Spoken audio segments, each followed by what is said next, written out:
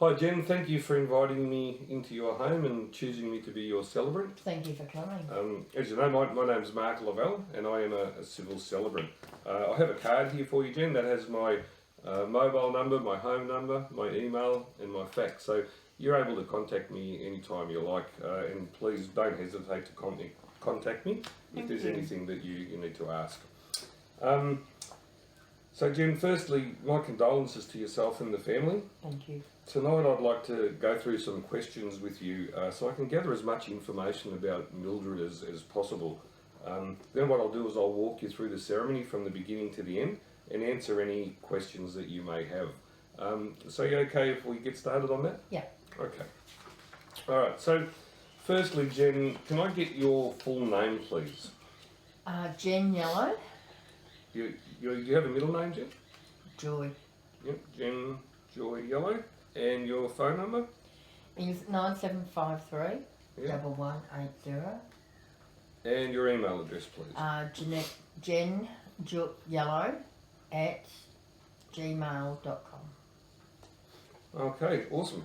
Now, are you the best person to contact if I do need to make contact with somebody? Yes, the only.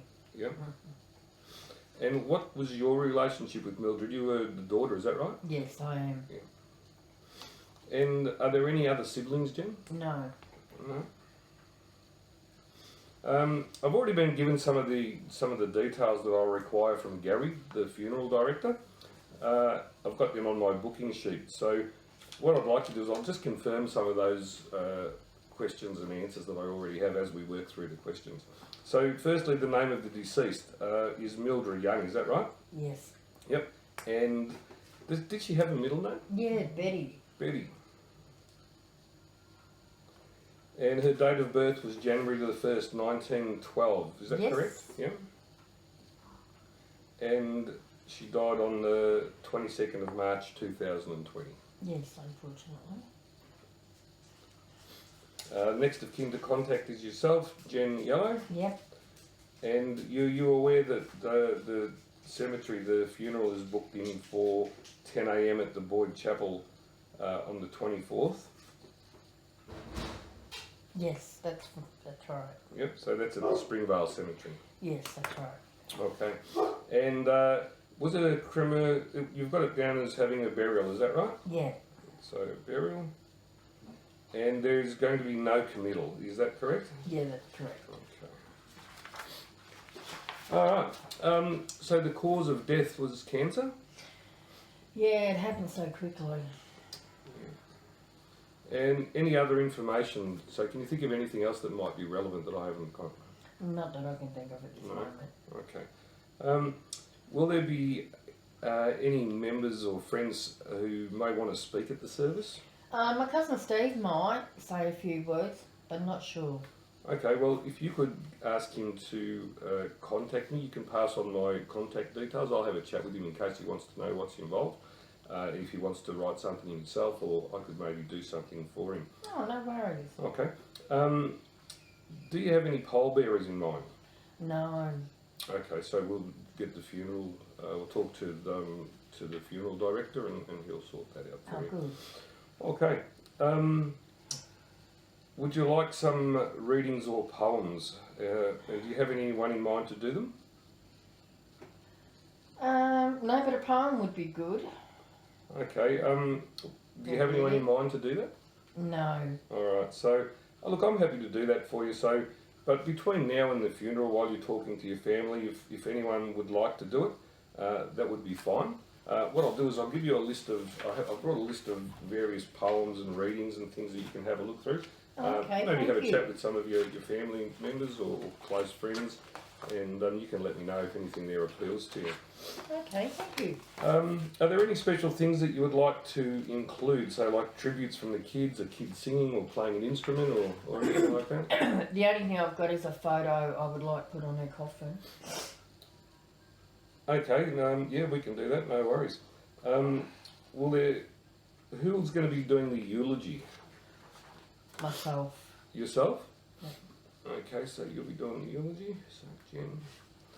So I was going to ask you about the photo. You've already told me that you'd like to put a photo on the coffin, so that's fine. We'll put a photo on the coffin there. Any children attending? Yeah, there will be. And will you be having a wake after? And if you are, whereabouts will you be doing that? There'll be sandwiches and refreshments in the chapel after the Okay, so ceremony. after the ceremony. Yeah, for about an hour. Yep. So you guys will go after the ceremony down to the funeral and the burial and come back to the wake. Okay. Yeah. All right. So now, could you let your family know, please? Any of your family members and friends know that they can write anything for me to deliver on their behalf if they like. So I'm happy to do that if it's something that they would like to have me say on their behalf. And if you could also ask them or yourself as well, if you can jot down any characteristics about Mildred, any funny stories, anything that we can relate to that I can also add into the ceremony, that would be fantastic. And you can email that to me as soon as possible. That would be great. Okay, that's great. All right, so the service, Jen, it's going to go for about 30 minutes. And then there'll be 15 minutes for the actual burial or the funeral. So if we allow an hour for that, that would be fine. And then that will give you time to get back to the wake after that and have the wake for about an hour, I think you were saying it's going to go for. Yeah. So do we just follow the hearse down to the gravesite and gather around? Yeah, that's right. So you'll just follow it down there. There's no committal. So, but if you wanted to, I could organise some music to be playing as Mildred's being buried. No, that's okay. Yeah. Okay. All right. So I'll just walk you through the service and how it's going to work. There won't be a procession at the beginning because the coffin, I'm told, is already going to be in place in the chapel. Is that correct? Yes. Yeah. There'll be a welcome and an introduction, so I'll welcome everyone, I'll introduce myself, and I'll welcome everyone on behalf of yourself and your children. And at that point, would you like a prayer or a hymn? Or No, just music. Just some music? Okay. So we'll do some music there. And the eulogy, you're going to come up and do that? Yes, I will. Awesome. And what about speakers? So you're saying that maybe your cousin Steve might read a poem. Do you think anyone else might want to say a few words? Maybe one of her friends from the RSL. I'll find out and let you know. Yeah, that'd be good. So I'll put that down. If you can, with all these things that we're talking about now, I'll send you an email confirming it. So if you can ask them to get on to me as soon as possible, we can work that out. I can do that. And reflection music. So have you got anything in mind where we're going to take that minute silence to reflect on Mildred? Yes, but I don't know what it is at this stage. Okay, I'm more than happy to provide that if it helps. Give you some options to look at. Okay, that'd be good. No worries. Now, a blessing. Would Mildred like a blessing or a prayer or a reading or anything like that? Mum wasn't really religious, Okay. so a reading would be good. Yeah. Maybe. Okay. Organise that. Would you like to see if any family members may want to do that? Yeah, I'll ask and get back to you. Okay. And the final song, can I leave that to you? The final Of course you song? can. Okay. So you're going to choose out of the playlist, I send you a song for the final song? Yeah. Fantastic.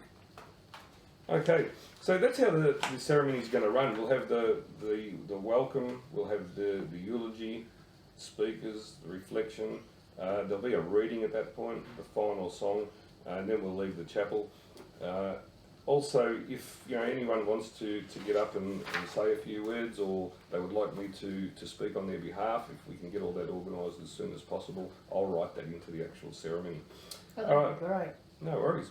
Now, I just want to try and gain as much information about Mildred as I can. So at this point, if it's okay with you, can I put my tape recorder on there? Yeah, go for it. All right, I'll just put my tape recorder on. It's great to have the tape recorder because sometimes people talk to me and I can't keep up with them and I miss some funny anecdotes and points and it's good to try and catch it all on tape so I can go home and go over it all and make sure I include everything. All right, so firstly, Mildred's name, is it the pronunciation's Mildred Betty Young? Yes. Yeah. Mildred. And she's known as? Mildred. Mildred. Okay, And her husband was Fred Young? Yeah, seems a long time. Yes. Yeah. And he died in 2010, is that right? Yeah, seems a long time ago now. Okay. And, sorry, the birthplace was Camberwell? Yes. Okay. Now, parents, what were the parents' names? Or I don't know, I never met them. Oh, okay, so Never knew them. we won't include that. So, what about brothers and sisters? Deceased, they died in a car accident when they were very young. Oh, that's no good. Alright, so, can you tell me a little bit about Mildred's early life and family? So just talk to me and tell me, what you can remember about your mum, or just give me your mum's story. Mildred's story is what I want.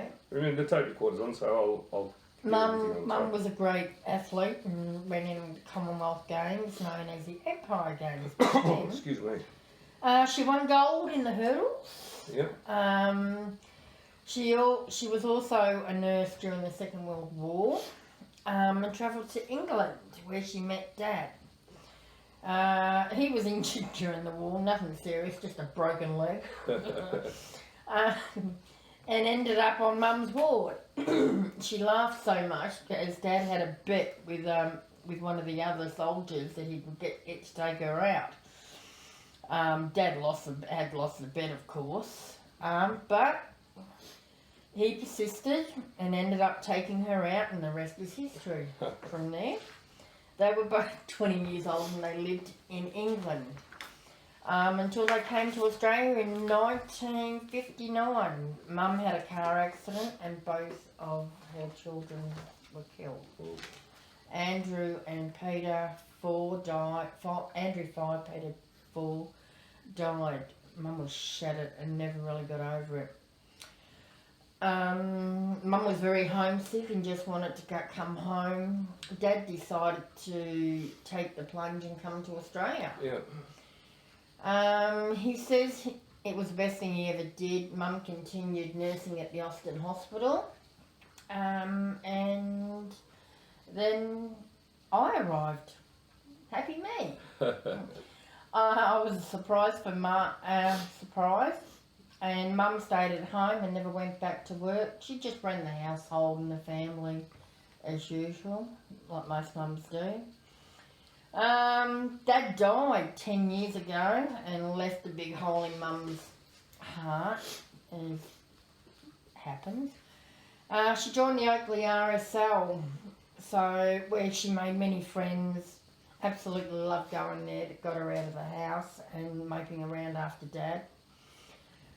She never really played pokies. She just liked socialising and having a good time and loved her gin and tonic. And she did that right up until the time she was diagnosed with cancer. Mum always had a competitive streak and fought right up to the end. Yeah. All right, that's awesome. Thank you so much. I can get a lot out of that. Good. Yeah, no, that was good. What about spiritual? Was she spiritual at all? Nah, wasn't religious at all. No. And education-wise, do you know what sort of...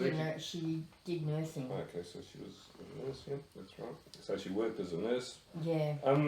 Marriages. So she only had the one marriage to Fred Young, and do you know how long she was married for? 53 years. Whoa, 53 years. That's a long time.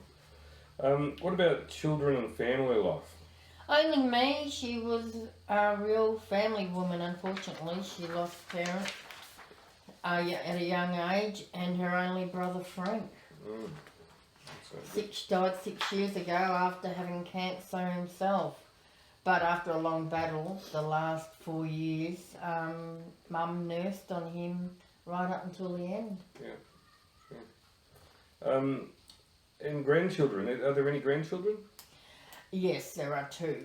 Russell and Mark, 12 and 14. And 12 and 14. Yeah. Fun ages. Yeah, real fun.